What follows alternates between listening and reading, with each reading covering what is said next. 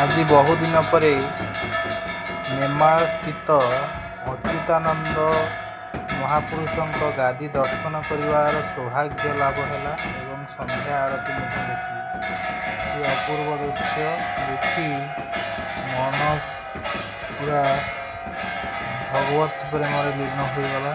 ଯାହା ହଉ ଏତେ ଦିନ ପରେ ଡୋରି ଲାଗିଲା, ଅଚ୍ୟୁତାନନ୍ଦ ମହାପୁରୁଷଙ୍କର ପୀଠ ଭ୍ରମଣ କଲୁ।